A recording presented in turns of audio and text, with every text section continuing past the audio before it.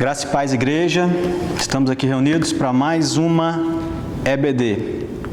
Em continuação aos capítulos anteriores, falaremos hoje sobre Apocalipse 15 e Apocalipse 16.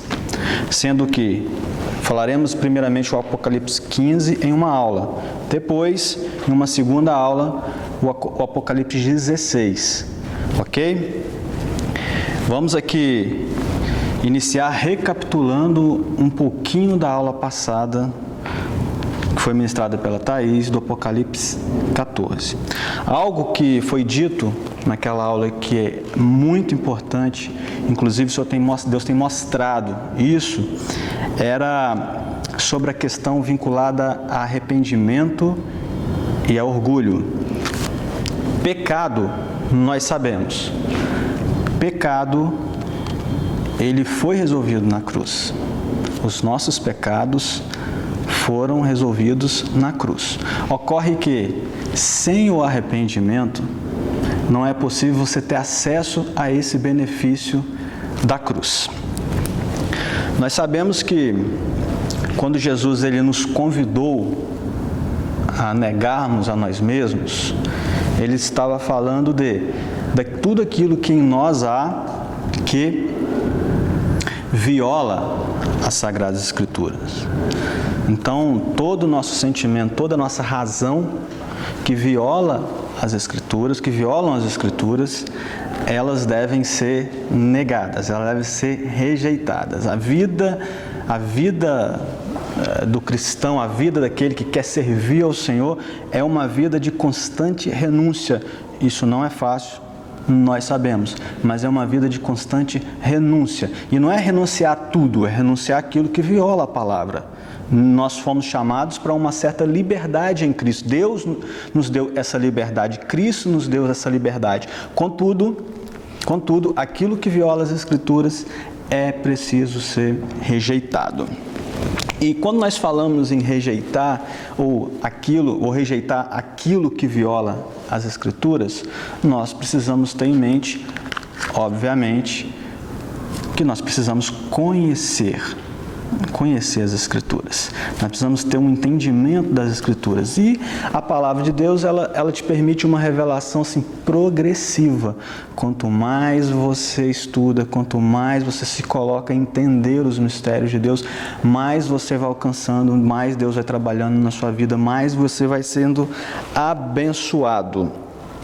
E essa questão do orgulho, falei do arrependimento, essa questão do orgulho é algo muito sério no nosso meio, porque o orgulho, ele faz com que você tenha certeza de que você está certo. E quem acha estar certo, não se arrepende, porque como eu vou arrepender de uma coisa que eu tenho certeza que eu estou certo? Então o orgulho, ele te impede de você ter esse sentimento de arrependimento, de você concluir que você está errado. E estudando a palavra, nós conseguimos ver o que é que tem em nós, o que é que nós produzimos que é orgulho. É algo muito parecido com crença limitante, sabe? Aquela coisa assim que desde a infância é implantado em você, você cresce com aquilo e você não consegue nem tentar. Você tem certeza que você não consegue fazer aquela determinada tarefa ou, por exemplo, se colocar diante de uma câmera, você tem certeza, então você nem tenta. Chamamos de crença limitante.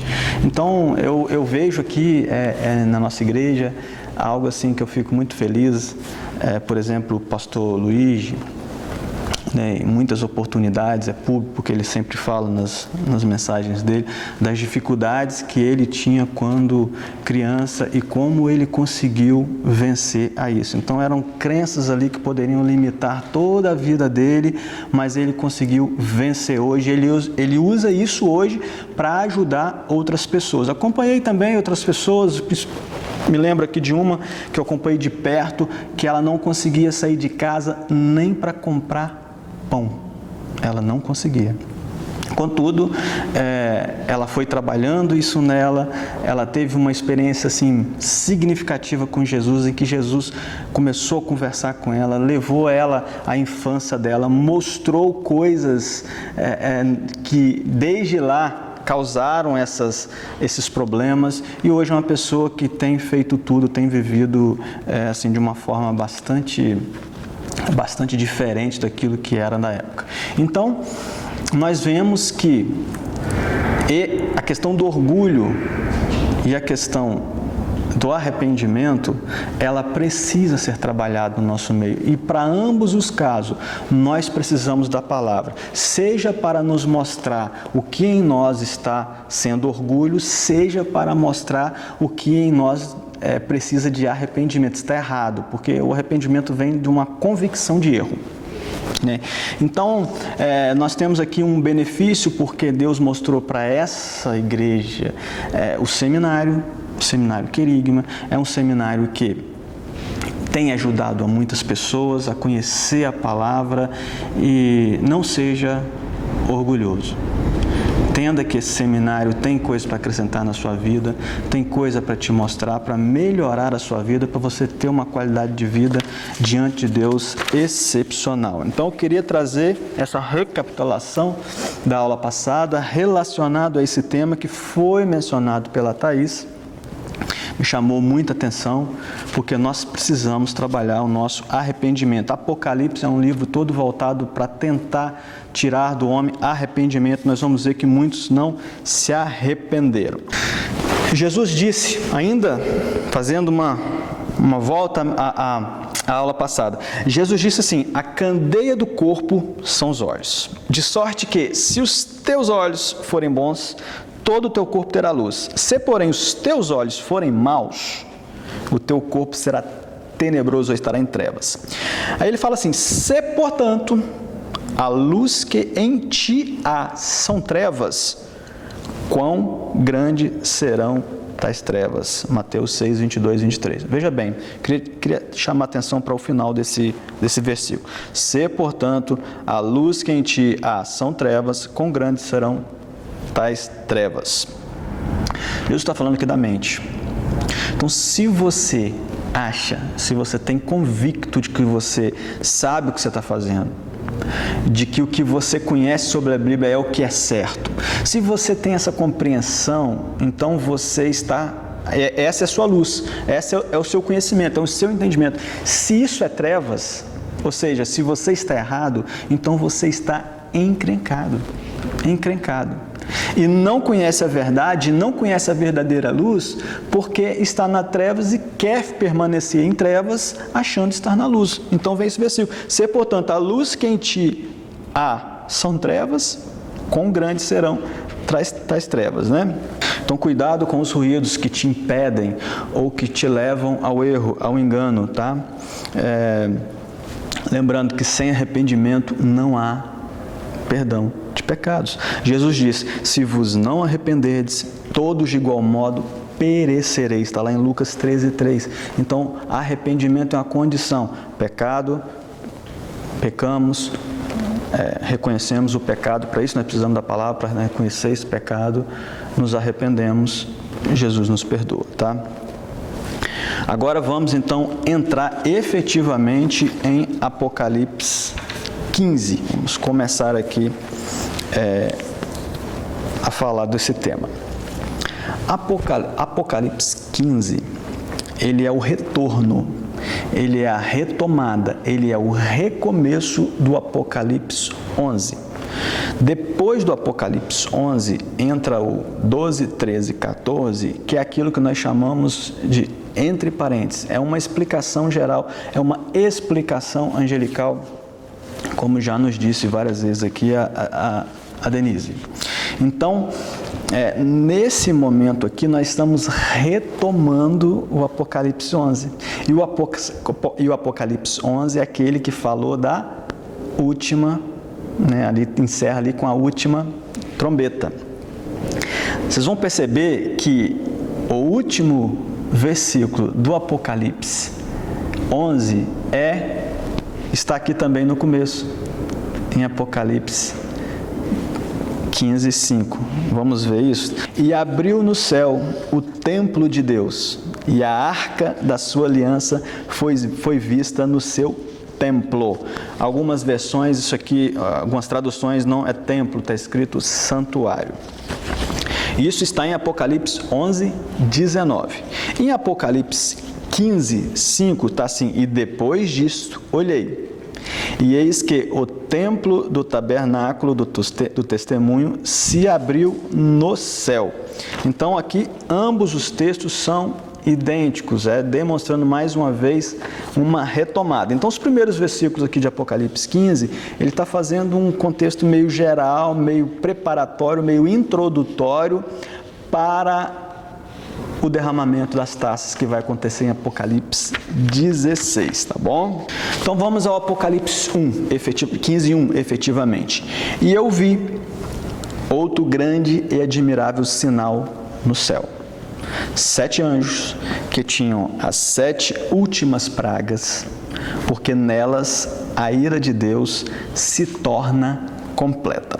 Aqui eu vou chamar a atenção para alguns detalhes do versículo. Numa leitura rápida, muito pouco se vai perceber, a não ser o óbvio que está aqui dizendo de 7 anjos, 7 pragas, nela a ira de Deus, mas eu vou chamar a atenção para alguns detalhes.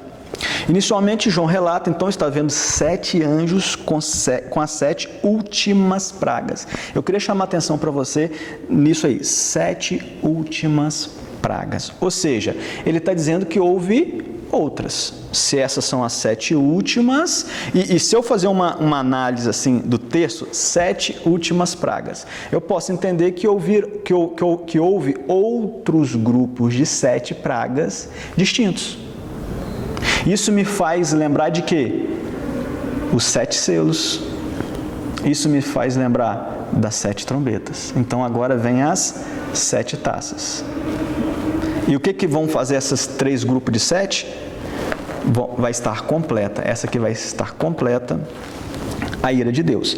Então, eu estou dizendo isso porque há uma compreensão, e ela é bastante difundida para quem estuda sobre o Apocalipse, no sentido de que os selos, as trombetas e as taças seriam eventos idênticos, apenas estariam sendo contados de forma diferente, como assim, eram as mesmas coisas, entretanto, estava sendo contado de ponto de vista, de referencial diferente.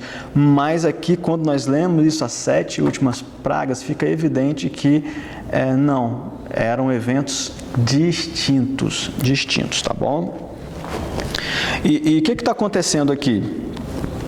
Esse primeiro capítulo, ele é meio que uma introdução, ele meio que fala assim, a ira de Deus se torna completa, é meio que ele está falando assim, olha, o final de tudo é essas 7 pragas e nesse contexto aqui, né, e a ira de Deus então se torna completa. É quase que aquela coisa que existe em alguns filmes, né, você vê uma cena do final, depois você volta para o começo, então ele está meio que fazendo essa introdução. Por isso que esses primeiros versículos aqui do capítulo 15, principalmente, é uma introdução mesmo ao que vai acontecer. O que ele está falando aqui vai acontecer no Apocalipse 16. Outro detalhe aqui, que é muito importante aqui de se colocar, é que cada grupo de 7 pragas, vamos dizer assim, ou de 7 eventos, como os selos, as trombetas e as taças, eles alcançaram 1/3 da terra. Então, se 1/3 alcançou os selos, 1/3 alcançou as trombetas, e agora as taças, elas completam tudo, tanto que elas falam que atinge tudo. A taça agora é completo. É completo. Veja que naqueles outros eventos ficou-se uma parte da terra, do mar, né, do planeta, das coisas, ficaram assim poupadas, mas aqui nas 7 últimas pragas, não. Atinge tudo, atinge geral e sempre com a finalidade de atingir o homem. O segundo ponto ainda deste versículo de Apocalipse 15:1, eu queria dizer sobre a ira de Deus.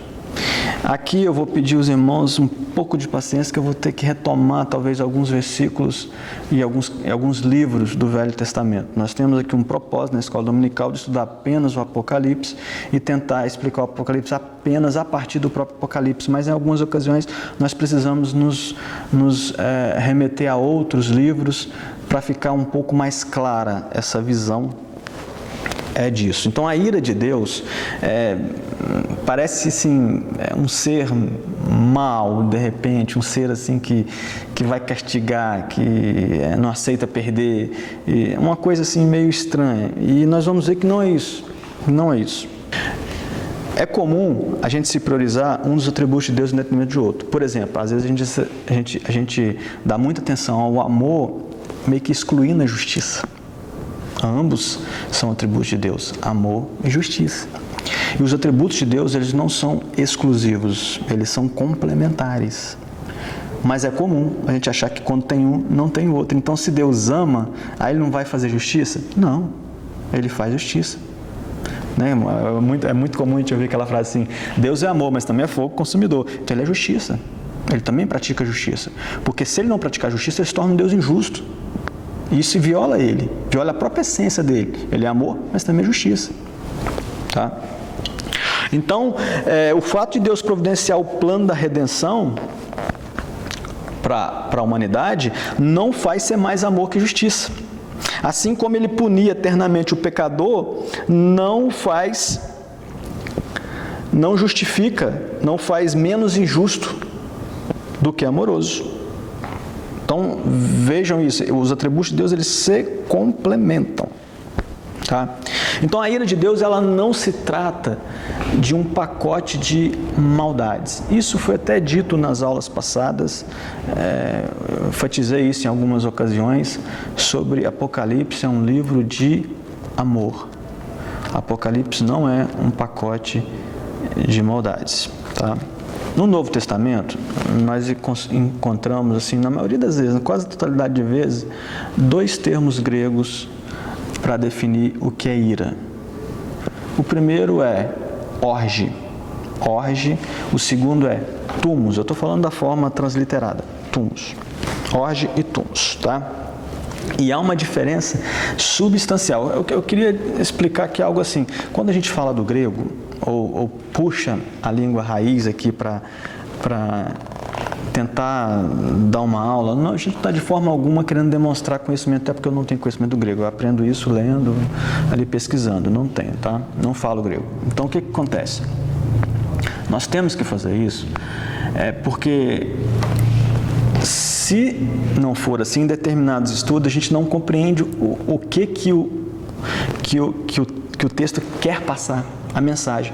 Eu vou dar um exemplo que todo mundo conhece, bem clássico, aquele discurso de Jesus com Pedro, que ele fala assim, Pedro, tu me amas? Pedro, tu me amas? Pedro, tu me amas? Na nossa Bíblia, no nosso português, tu me amas? Tu me amas? Tu me amas? Mas no original, não. No original era como se Jesus estivesse falando com ele assim, mais ou menos assim, Pedro, você me ama a ponto de morrer por mim? Aí Pedro falou assim, Senhor, eu gosto de você.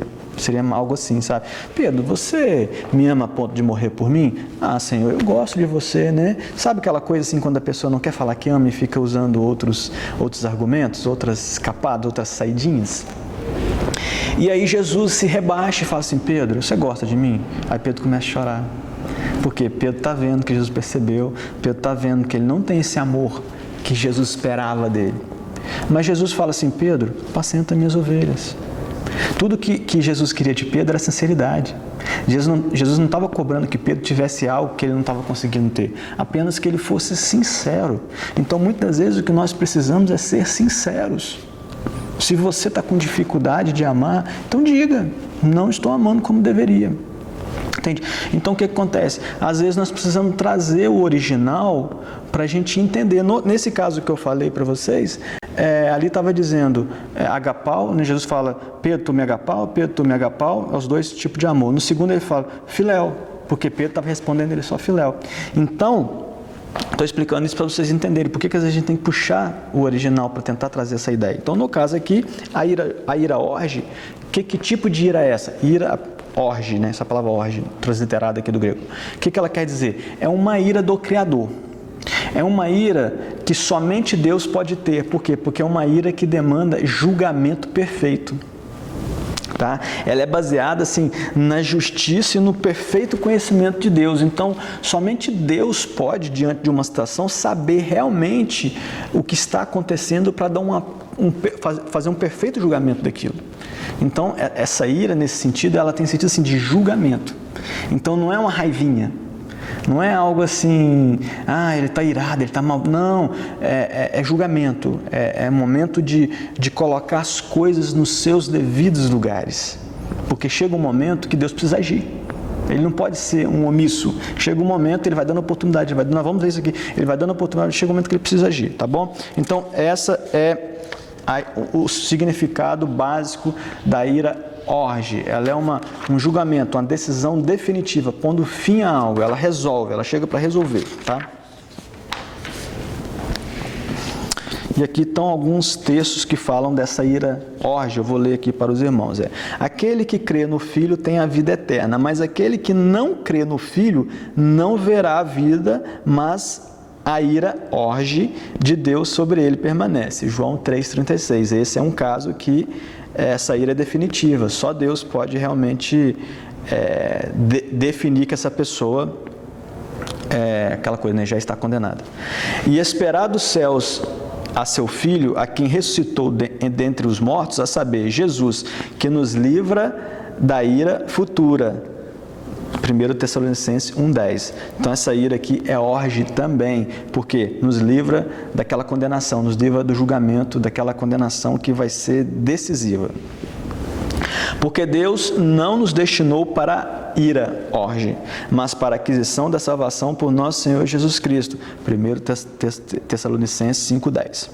E iraram-se as nações, e veio a tua ira, orge, e o tempo dos mortos, para que sejam julgados, e o tempo de dares o galardão aos profetas, teus servos, e aos santos, e aos que temem o teu nome, e a pequenos e a grandes, e o seu tempo de destruírem os que destroem a terra. Apocalipse 11:18. Tá vendo? Então, essa ira, esse momento de julgamento vem o quê? Para destruir aqueles que destroem a terra. Então, chega um momento que Deus precisa agir. Então, essa é a ira. Porque é vindo o grande dia da sua ira, orge. E quem poderá subsistir? Apocalipse 6, 12 a 17. Então, veja, meus amados, essa ira, orge, então, é aquela ira definitiva. Ela é uma ira que está vinculada, inclusive, à sétima trombeta. Ela é uma ira que aparece nesse plano de Deus. Até a sétima trombeta, nós vemos Deus está dando oportunidade, tá? Chega o momento do julgamento, tem que ser feito o julgamento, tá? Eu vou citar alguns exemplos aqui de oportunidades que Deus deu ao longo da história da humanidade, para a gente ver que essa ira, esse momento de julgamento, ele precisava vir. Deus cria o homem, cria um local para ele, ali no Éden, no jardim, e o homem faz o quê?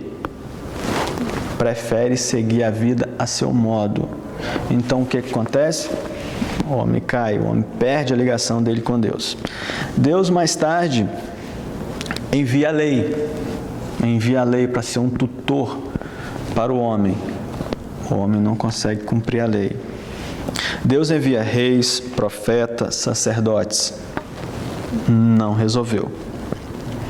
Envia seu filho.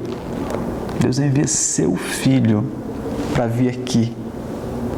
Um Deus que se tornou homem, para vir aqui mais uma vez dar oportunidade ao homem. O que o homem faz? Crucifica ele. Crucifica. Deus então faz o quê? Usa o sacrifício para resgatar toda a humanidade. Pega aquele sacrifício e abre isso para toda a humanidade. E o que o homem faz? Continua negando a Deus. Continua negando a Jesus. Então, oportunidades estão sendo dadas, tá? É preciso entender que não há vida fora de Deus. se você escolhe viver fora de Deus, longe de Deus, distante de Deus, o que te resta é conhecer as trevas e a morte. Porque não há vida fora dele. É uma escolha sua. Deus não vai te obrigar. É uma escolha sua. Por outro lado, a ira que aparece aqui, a ira de Deus que aparece nesse Apocalipse 15:1, é a ira Thumos, que nós vamos falar agora. Diferentemente da ira Orge, a ira Thumos é uma ira que ela é momentânea, ela é passageira. É uma ira assim, que se dá num momento repentino. Essa ira é uma ira relacionada a Deus, mas também relacionada a homens. Homens também possuem esse tipo de ira no sentido de momentos ficarem irados. Vamos ver alguns exemplos aqui. E todos na sinagoga, ouvindo estas coisas, se encheram de ira. Que ira é essa? Não é a Orge, é a Thumos. Porque não é uma ira baseada no perfeito conhecimento de Deus, é uma ira em razão das circunstâncias e momentânea. Então, está em Lucas 4:28, é a ira Thumos. Pela fé deixou o Egito, não temendo a ira Thumos do rei, porque ficou firme como vendo o invisível. Está falando lá, né, lá em Hebreus 11:27. Por isso alegrai-vos, ó céus, e vós que neles habitais. Ai dos que habitam na terra e no mar, porque o diabo desceu a vós e tem grande ira, sabendo que já tem pouco tempo. Ele sabe que tem pouco tempo, está tentando levar o máximo que ele pode de pessoas. E vi outro grande e admirável sinal no céu, 7 anjos que tinham as 7 últimas pragas, porque nelas é consumada a ira Thumos de Deus. Então é o Apocalipse 15:1 que nós lemos, né? A ira Thumos, tá? Apocalipse 16:1 também vai estar isso. Então vemos que nessas passagens fala de uma ira restrita e passageira. Então essa ira que está se consumando, ela é momentânea e passageira. Ela existe para um momento. E ela tem uma finalidade: provocar no homem um sentimento de arrependimento. Só que o orgulho desses homens estão impedindo que eles tenham arrependimento, tá? Então, explicamos aqui Apocalipse 15, versículo 1. Vê quanta coisa a gente vai falar para explicar um simples versículo que parece tão simples, mas é muito importante você entender que nós estamos falando aqui das taças. É muito importante que você entenda que a ira de Deus não é uma maldade. É muito importante que você entenda que o Apocalipse não é um pacote de maldade e que nós estamos aqui falando de um Deus que está fazendo justiça sem excluir de forma alguma o amor que Ele tem pela humanidade, tá? Apocalipse 15:2. Vi como que um mar de vidro mesclado de fogo, e os vencedores da besta, da sua imagem e o número do seu nome, que se achava em pé no mar devido, tendo harpas de Deus. Aqui eu também vou precisar recorrer a muitos textos bíblicos para falar sobre esse mar de vidro misturado com fogo. Nós estamos aqui tratando no Apocalipse 15, como nós podemos ver lá dos 2 versículos que conectam lá do 11 para o 15, está falando do tabernáculo, do templo do tabernáculo, foi que abriu, se viu ali o que acontece? A palavra ali, templo, em algumas traduções santuário, ela significa no tabernáculo aquela parte central onde tinha o santo lugar e o santo dos santos. No templo era também um lugar reservado. Então o que acontece? A palavra original ali, naos, se não me engano é naos, ela não é uma palavra para dizer assim todo o templo ou todo o tabernáculo, era para aquele lugar ali restrito. Então aqui nós estamos falando de algo que está relacionado àquela parte do tabernáculo. E aí, para falar sobre isso, para falar sobre esse mar de vidro misturado com fogo, eu comecei a trazer o contexto do que estava dentro do tabernáculo, próximo a esse lugar santo do santo, e que tinha o nome mar. Ao estudarmos Apocalipse 4, ficou bastante claro e explicado sobre aquele mar de vidro. Inclusive, foi feita ali uma correlação do mar de vidro com o rio de fogo que está lá em Daniel, tá? É uma comparação adequada, muito boa, mas como é que eu estou... Mas ali a explicação está toda voltada para aquela visão do trono de Deus. Ali, inclusive, o mar era de vidro apenas, não tinha esse elemento fogo. Aqui ele já tem fogo. Então, nós sabemos que tanto a água como o fogo é destinado à purificação, isso na palavra. Então, o que acontece? Eu vou trazer aqui agora, como nós estamos falando de eventos que envolvem o tabernáculo, eu vou trazer aqui um elemento que ficava no tabernáculo e que chamava mar, que tinha esse nome de mar, tá bom? E por que eu gostaria de fazer isso? Porque, como nós estamos falando da ira de Deus, embora eu já tenha explicado bastante sobre essa ira, que é o momento do julgamento e tal, eu queria trazer esse contexto de Deus, mostrando assim, o tamanho do amor dele, o tamanho das possibilidades, das coisas que ele fez para proporcionar ao homem recuar e não ser levado ao engano e ficar contra o Criador, tá? Vamos ver um primeiro elemento envolvendo a água. A água, na Bíblia, ela vai assim, ter alguns significados, mas em muitas ocasiões ela vai mostrar, ao mesmo tempo, uma purificação e ao mesmo tempo um juízo. Um juízo. É como se as duas coisas estivessem acontecendo ao mesmo tempo. Por exemplo, vamos lembrar do dilúvio. No dilúvio, a água, ela foi, para alguns, o juízo, porque ela exterminou toda a vida naquela ocasião. Para outros, não.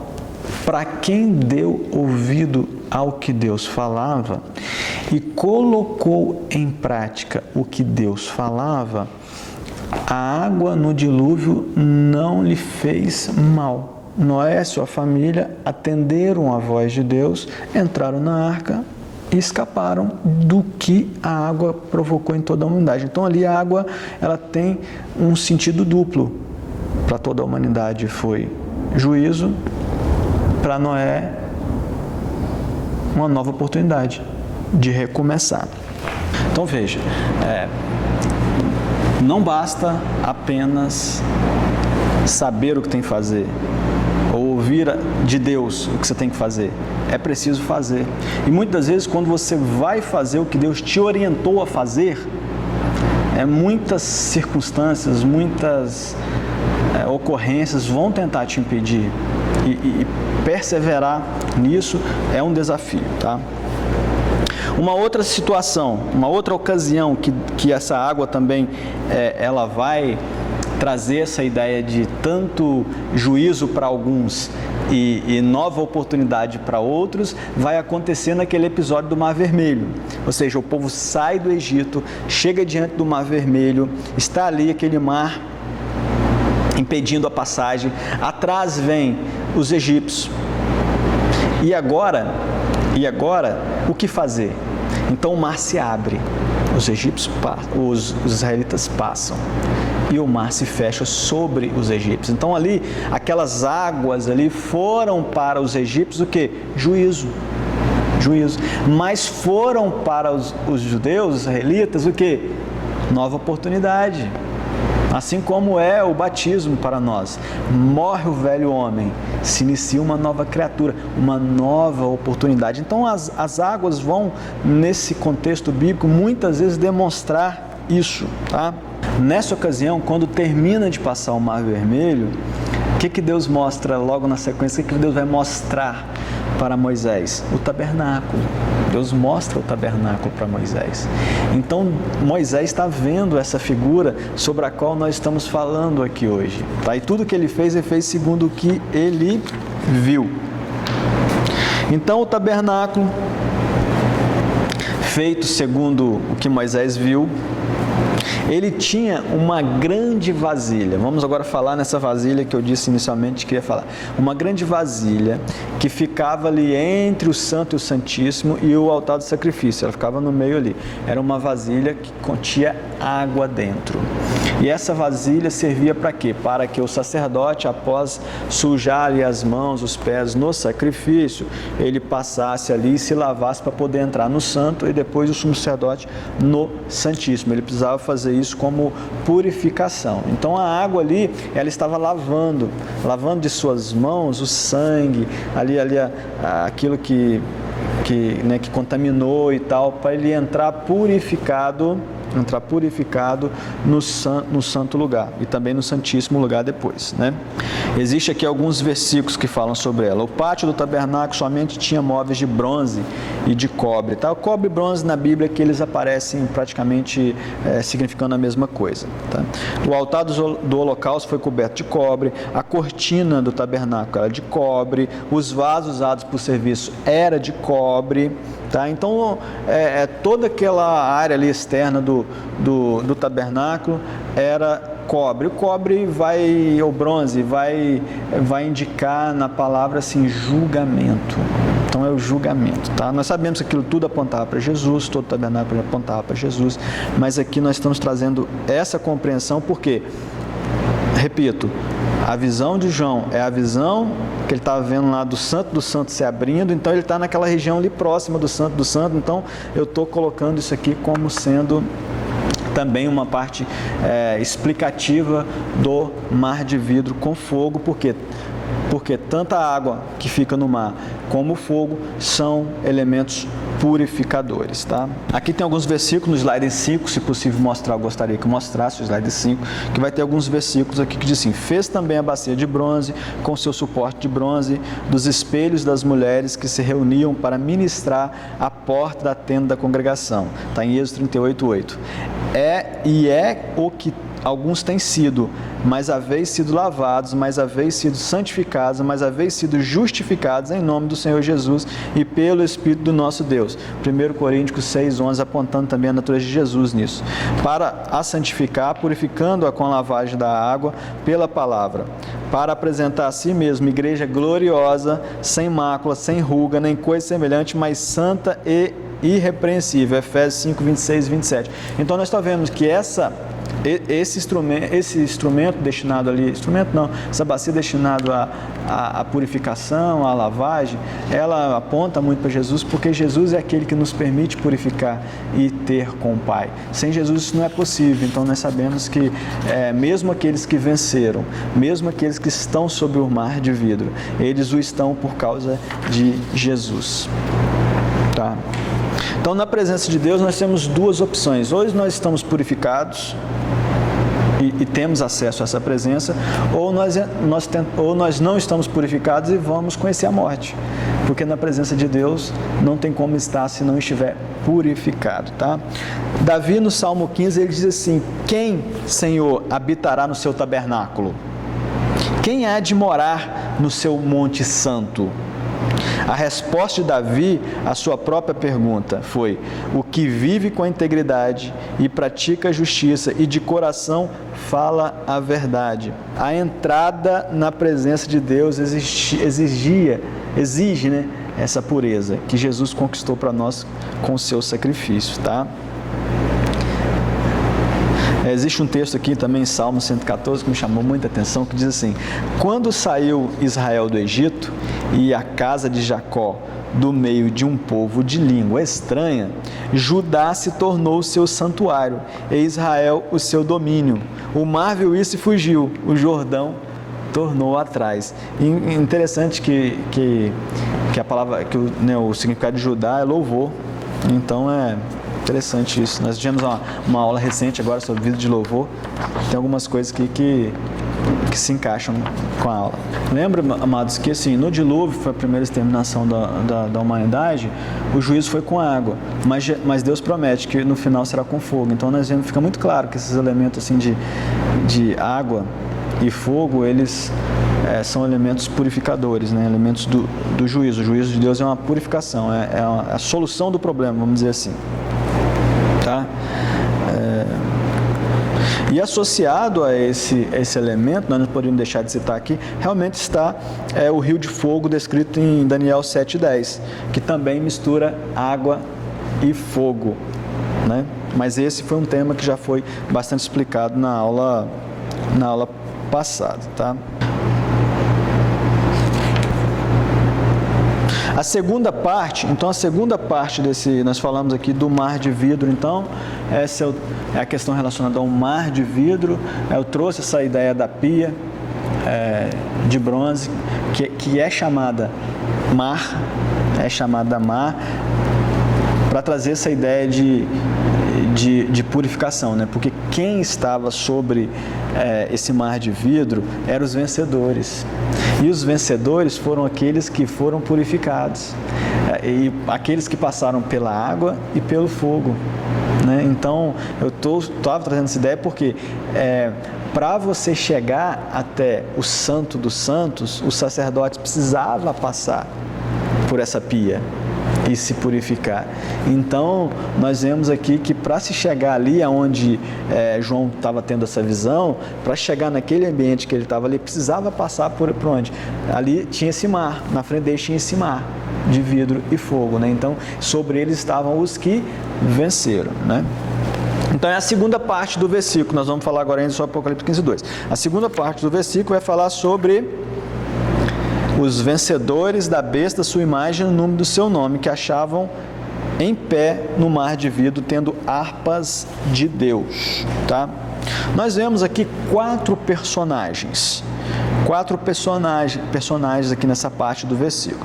Nós vemos a besta, nós vemos os vencedores, né? Primeiro os vencedores, nós vemos a besta, nós vemos a sua imagem e nós vemos o número do seu nome. Vê que o texto, que João, ele enfatiza isso, ó. Ali estavam os vencedores. Venceram quem? Quem que eles venceram? Venceram a besta. Mas foi só a besta? Não. Foi também a imagem da besta. E mais o que? Não foi só a imagem, também não, o número da besta. Então existe aqui os vencedores mais três personagens: a besta, a sua imagem e o número de seu nome, tá? O que é isso? Nós estamos vendo aqui a trilogia do mal. Vamos colocar assim: a besta, a sua imagem e o seu número. Eu vou colocar isso como sendo assim: a besta é uma oposição ao Deus Criador, ao Pai, aquele que domina todas as coisas. Eu vou colocar aqui a imagem da besta como a Jesus, porque ele é a imagem do Pai, ele veio aqui para ser a imagem do Pai.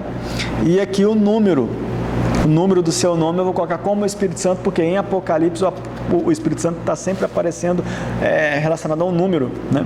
7 Espíritos de Deus, né? Então tá sempre. Então nós vemos aqui o mal também faz frente a esses três elementos da Trindade, né? O Pai, o Filho e o Espírito Santo na nossa vida, né? E aqui fala que esses vencedores, ou seja, esses que passaram, estão sobre o mar de vidro, ou seja, eles já passaram por essa prova, eles foram aprovados, estão sobre o mar de vidro, e eles venceram essa trindade, vamos colocar assim, maligna, essa tríade maligna. E o que esses vencedores vão fazer? Essas pessoas que venceram aqui essa tríade, o que eles vão fazer? Eles estão com harpa para cantar. Agora vê como é que a Bíblia é completa, né? Quando nós voltamos lá no episódio de Moisés, que falamos há pouco, que Moisés atravessou com o povo o Mar Vermelho, o que eles fizeram logo após atravessar o Mar Vermelho? Cantaram. Eles cantaram. Então ali separava, naquele momento, aquele Mar Vermelho estava separando a condição deles de escravos, não eram mais escravos, tinham saído do Egito, e agora estavam entrando no deserto para ir para a terra prometida. Então, o que acontece? Eles cantam ao Senhor porque eles saíram da condição de escravo. Deus havia resgatado eles daquela condição. Então, aquilo também eles estão cantando, né? Os vencedores estão acima do mar. e não sofrerão o juízo, como o juízo descrito nas sete taças. Esses vencedores não vão suportar o juízo das 7 taças, conforme descreve Paulo, né, inclusive aos Tessalonicenses. Agora vamos passar para o Apocalipse 15, 3 e 4. Né? Aqui vai falar do cântico de Moisés, eles estavam com a harpa, né? No cântico de Moisés e do Cordeiro.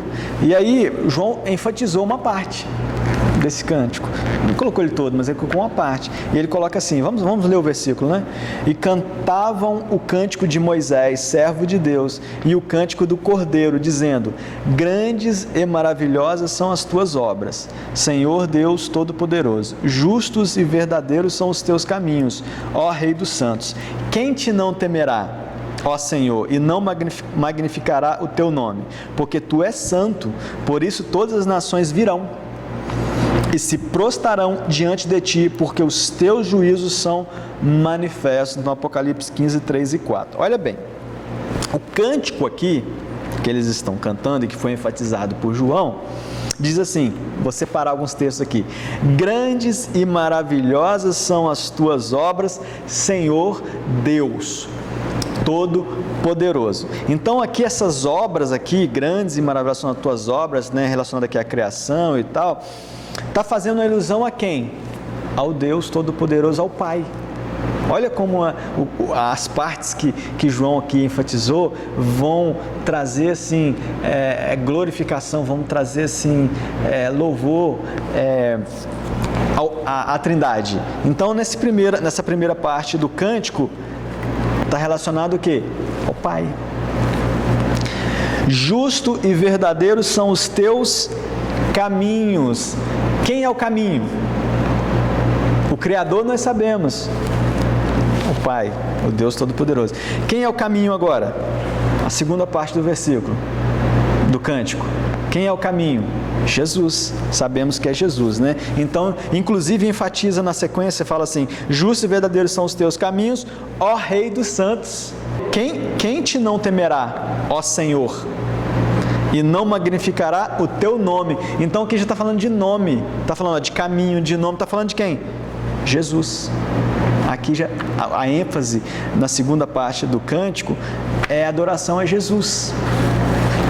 A terceira parte vai dizer assim: porque só tu és santo. E nós sabemos que santo, essa natureza santa é o Espírito Santo. A natureza santa de Jesus, a natureza santa de Deus, está refletida no Espírito Santo. Então aqui nós vemos no louvor a Trindade sendo adorada. Queridos, para viver o sobrenatural de Deus é necessário ouvir o Espírito Santo, tá? Entrar nesse caminho, porque não adianta só ouvir a Deus, você precisa também entrar nesse caminho e conhecer as suas obras. Vamos seguir agora para Apocalipse 15, 5, 8. Vamos ler o versículo. E depois disso olhei, e eis que o templo do tabernáculo do testemunho se abriu no céu. E os 7 anjos que tinham as 7 pragas saíram do templo, vestidos de linho puro e resplandecente, e cingidos com cintos de ouro pelos peitos. E um dos 4 seres viventes deu aos 7 anjos 7 taças de ouro, cheias da ira de Deus, que vive para todo sempre. E o templo encheu-se com a fumaça da glória de Deus e do seu poder, e ninguém podia entrar no templo até que se consumassem as 7 pragas dos 7 anjos. Apocalipse então 15, 5 a 8. Logo após atravessar o Mar Vermelho e entoar aquele cântico, nós até comentamos anteriormente, Deus fala a Moisés acerca do seu projeto com aquele povo, né? E isso está em Êxodo 19, 5 e 6. E o que Deus diz para Moisés é que queria fazer um povo, um reino de sacerdotes. Queria que aquele povo fosse um reino de sacerdotes. Está no slide 6, se puder mostrar, inclusive. Vai dizer assim: agora, pois, se diligentemente ouvides a minha voz e guardardes a minha aliança, então sereis a minha propriedade peculiar dentre todos os povos, porque toda a terra é minha. Vós me sereis reino de sacerdotes e nação santa. São estas palavras que falarás aos filhos de Israel. Êxodo 19, 5 e 6. Então, esse era a ideia inicial de Deus com aquele povo que ele remiu, que ele tirou do Egito. Ocorre que o povo peca, faz aquele bezerro de ouro, o povo então demonstra a sua total incapacidade de viver o que Deus quer que eles vivam. Então o que acontece? Em razão disso, Deus separa uma tribo para fazer esse serviço sacerdotal, para serem os sacerdotes. E ele então vai fazer isso com a tribo de Levi. Mas a ideia de Deus não era a tribo de Levi ter essa função. A ideia de Deus era que todo Israel tivesse essa função, que todo Israel pudesse ser sacerdote, né? O que nós sabemos que Jesus fez. Quando Jesus vem, ele compra o homem para que todos sejam sacerdotes. Jesus nos deu essa condição de sermos sacerdotes, de cumprir essa vontade, essa ideia de Deus para o homem. No entanto, em nós há a possibilidade de a gente fazer a opção que eles fizeram no passado, de adorar o bezerro de ouro. É possível.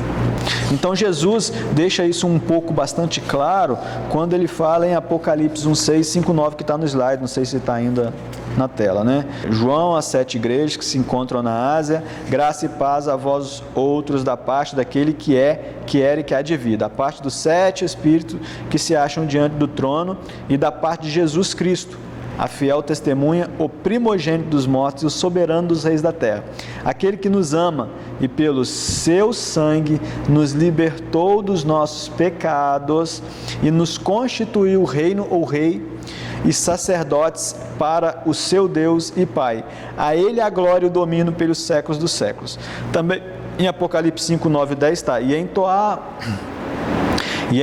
um novo cântico dizendo: digno és de tomar o livro e de abrir-lhe os selos, porque foste morto e com teu sangue compraste para Deus e os que procedem de toda tribo, língua, povo e nação, e para o nosso Deus os constituíste reino e sacerdotes e reinarão sobre a terra. Apocalipse 5, 9 e 10, que também pode ser entender rei e sacerdotes. Então, esse propósito de Deus de nos fazer, vamos colocar assim, um reino de sacerdotes, ou seja, que todos fossem sacerdotes, ele é possível através do sangue de Jesus, através do sacrifício de Jesus. Essa ideia originária hoje está sendo possível. Agora, há uma escolha nossa em querer se aproveitar do que Jesus fez e, como disse no início, o pecado está resolvido na cruz, mas você precisa se arrepender. O orgulho precisa nos deixar, senão a gente não chega a esse arrependimento achando que está certo, tá? Então, na antiga aliança, esse sacrifício, hoje nós sabemos como é o sacrifício, como foi o sacrifício de Jesus, mas na antiga aliança, esse sacrifício que tipificava o sacrifício de Jesus, ele tinha um rito, né? um ritual ali, para que... Corta esse pedacinho. Na antiga aliança, esse sacrifício tinha um rito. E tinha todo um rito, né? Mas assim, eu queria me concentrar aqui na parte final, que era o momento em que enchia de fumaça o Santíssimo Lugar e o fogo vinha e Deus consumia ali o sacrifício, o sangue, né? O sumo sacerdote, então, com o sangue nas mãos, ele se dirigia ao Santíssimo Lugar. E ele então pegava ali, bem próximo ao véu, havia ali o incensário. Então ele pegava o incensário, fazia os movimentos, enchia aquele lugar de fumaça. Alguns dizem que ele media quando estava bom a partir de um palmo à frente do nariz. Se ele não conseguisse enxergar um palmo além do nariz, então estaria adequado.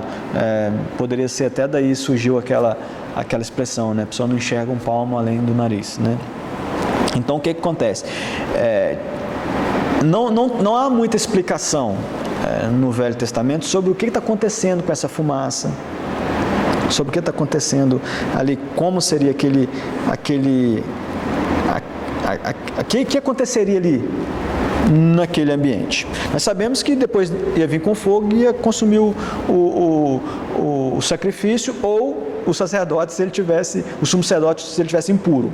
Então, o que nós falamos? Na presença de Deus, ou você está puro e você tem vida, uma nova oportunidade, se os pecados são perdoados, você recontinua, ou você morre. Era o que acontecia com o sumo sacerdote, se ele não tivesse adequadamente purificado, tá? Contudo, quando nós lemos 2 Crônicas 5, e 2 Crônicas 5 está falando sobre o que aconteceu no final da construção do templo. A gente começa assim, projetar, imaginar algumas coisas que estivesse acontecendo naquele ambiente de fumaça ali, o que estava acontecendo ali. Por que isso? Está escrito em 2 Crônicas 5, de 11 a 14, eu vou ler. Quando saíram os sacerdotes do santuário, porque todos os sacerdotes que estavam presentes santificaram-se em respeitar os seus turnos, e quando todos os levitas que eram cantores, isto é, Asaf, Emã, Gedutum e os filhos e irmãos deles, vestidos de linho fino, estavam de pé para o oriente do altar, com símbolos, alaúdes e harpas, e com eles até 120 sacerdotes, que tocavam as trombetas. E quando em uníssono, a um tempo, tocaram as trombetas e cantaram para se fazerem ouvir, para louvarem o Senhor e render-lhe graça, e quando levantaram eles a voz com trombetas, símbolos e outros instrumentos músicos para louvarem o Senhor, porque Ele é bom, porque a sua misericórdia dura para sempre, então sucedeu que a casa, a saber, a casa do Senhor, se encheu de uma nuvem, de maneira que os sacerdotes não podiam estar ali para ministrar por causa da nuvem, porque a glória do Senhor encheu a casa. Então nós vemos aqui 120 sacerdotes, inclusive fazendo uma correlação, quando o Espírito Santo vem, também no Pentecostes, tinha ali reunidos também 120, em torno de 120 pessoas. Quer verem? Todos estes, tá, em Atos 1, 14, 15, tá? Todos estes perseveraram unânimes em oração com as mulheres, com Maria, mãe de Jesus, e com os irmãos dele. Naqueles dias, levantou-se Pedro no meio dos irmãos, ora, compunha-se a assembleia de umas 120 pessoas, e disse, então o que está acontecendo? Nós estamos vendo aqui que tal como aconteceu lá no dia do templo, que tinha 120 sacerdotes que tocaram e tal, e que louvaram a Deus, e a casa se encheu de fumaça, aqui também está acontecendo, quando Jesus vem aqui, constrói o templo, que agora somos nós, não é mais um templo físico como era aqui no passado, e quando eles estavam aguardando o Espírito Santo para vir, o que acontece? Também tinham 120 pessoas. Então, nós vamos ver que alguns elementos, inclusive que estão aqui nesse slide, nesse texto de 2 Crônicas 5, 11 e 14, ele está descrito aqui nesse versículo de Apocalipse, né? Então ele começa dizendo, eis que o templo do tabernáculo do testemunho se abriu. Então é importante saber que esse templo aqui, em algumas versões é santuário, mas isso aqui está falando do Santíssimo Lugar, tá? Do Santíssimo Lugar. E os 7 anjos que tinham 7 pragas saíram do templo, vestidos de linho fino e resplandecente, assim como está também aqueles que estavam vestidos de linho lá em 2 Crônicas 5. E cingido com cintos de ouro pelos peitos. E um dos 4 seres viventes deu aos 7 anjos 7 taças de ouro, cheia da ira de Deus, que vive para todo sempre. E o templo encheu-se com fumaça da glória de Deus e do seu poder, e ninguém mais podia entrar no templo até que se consumasse as 7 pragas dos 7 anjos. O que acontecia, amados? Lá também era assim, quando enchia de fumaça e que o sumo sacerdote entrava no Santíssimo Lugar, ia acontecer o momento que ia descer fogo para consumir ali o sacrifício, consumir ali o sangue. Então nós estamos vendo isso acontecer aqui também em Apocalipse, com o derramar dessas taças. Então, ou seja, é o momento que Deus está vindo para consumir, para fazer justiça com aqueles que tiveram tantas oportunidades ao longo de suas vidas, estão tendo hoje também. Estamos aqui nesse estudo de Apocalipse, tentando passar essa imagem de é necessário um arrependimento, é necessário que você entenda que todos nós temos orgulhos e a gente precisa eliminar isso da nossa vida.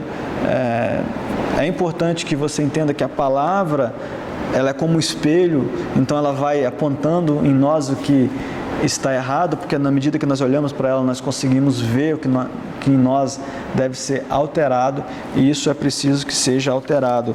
É algo assim, diário, é algo que a gente tem que fazer todos os dias, não é fácil.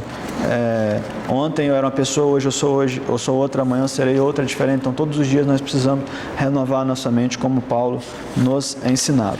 Então aqui está encerrando